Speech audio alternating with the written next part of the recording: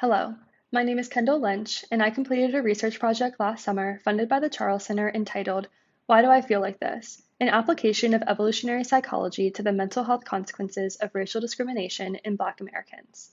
Before I delve any deeper into my project, I want to note that I came from an extremely privileged stance while performing this research. As a white person, I have never and will never have to experience racial discrimination, and I've done my best to approach this topic with as much respect, compassion, and empathy as possible. For the first part of my project, I performed a literature review, combing through countless experimental studies to investigate the types of mental health consequences that Black Americans experienced following instances of racial discrimination. Overall, I found that racial discrimination, including both everyday experiences and institutional racism, contributed to the onset of depression, PTSD, and anxiety disorders. Furthermore, Black Americans reported feeling anger and stress after being discriminated against, and both of these feelings were linked to lower general well-being and greater psychological distress. A mental health consequence unique to Black Americans as a result of racial discrimination is invisibility syndrome, in which a person feels that their identity or talents are invisible to others due to the dominance of stereotypical attitudes. Lastly, racial discrimination also impacted Black American self-esteem, and those who identified less with their racial identity tended to have lower self-esteem. Next, I applied theories of evolutionary psychology to some of the key findings of my literature review. Evolutionary psychology is based on the idea that natural selection shaped human psychological mechanisms, which in turn produce behavior based on input from the environment. In this discussion, I will be focusing on the evolutionary explanations of anger, hatred, and self-esteem that I applied to the findings of my literature review. Within evolutionary psychology, anger and hatred are caused by distinct situations. Anger occurs when you feel that a person has indicated that they hold a low welfare trade-off ratio towards you. In other words, this means that within an interaction, if you believe a person should be treating you better than they currently are, you will become angry because they are demonstrating they do not hold your welfare at the same weight as you hold theirs.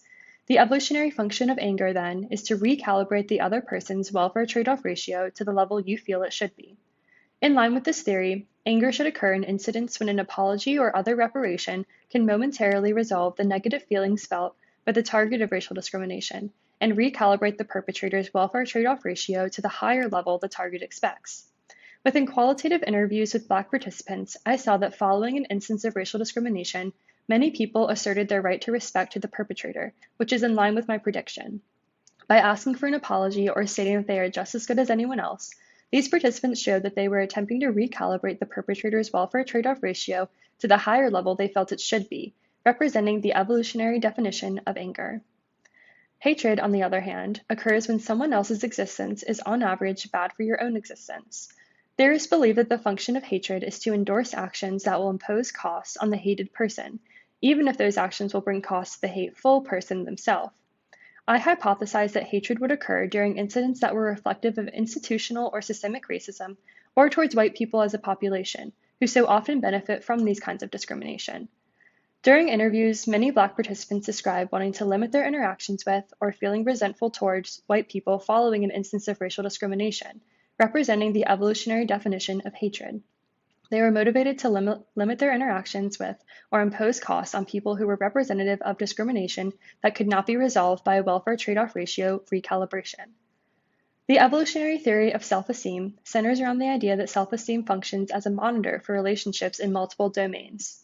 These domains of self-esteem include within-group cooperative and within-group competitive, both of which reflect one's position within their own group, and between-group competitive, or how competitive one's group is in comparison to others.